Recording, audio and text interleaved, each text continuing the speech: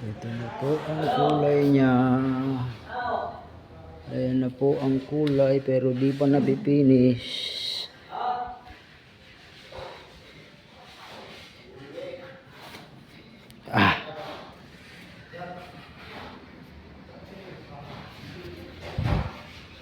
Ayan po. Ayan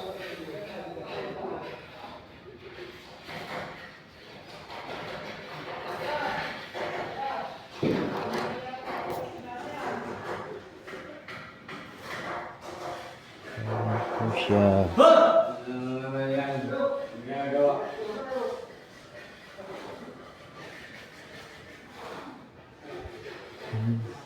Ipit pa lang yan sealer. 2 mano.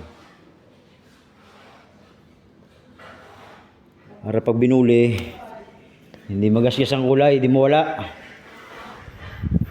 Ito mahirap kay magkaiba ang kahoy niya, madark ang isa.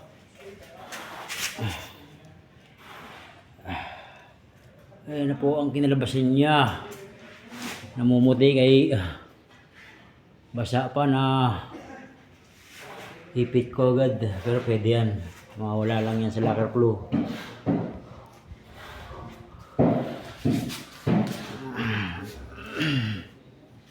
Ayan siya. Ayan, namuti. Nabigla ko kasi. Pero mawala yan. Nag-ipit ulit tayo ng sealer na may lacquer glue. Okay.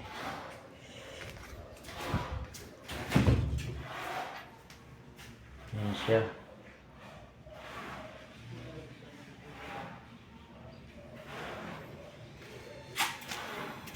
Ito ang pinto niya. Nililiha ko pa kay isang labor, di marunong magliha, naantok. Pero tapos na yung kabila niyan. Maya maya kulayan rin natin yan.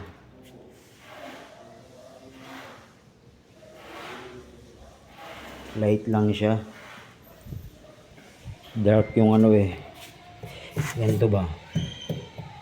Ito. Wanag.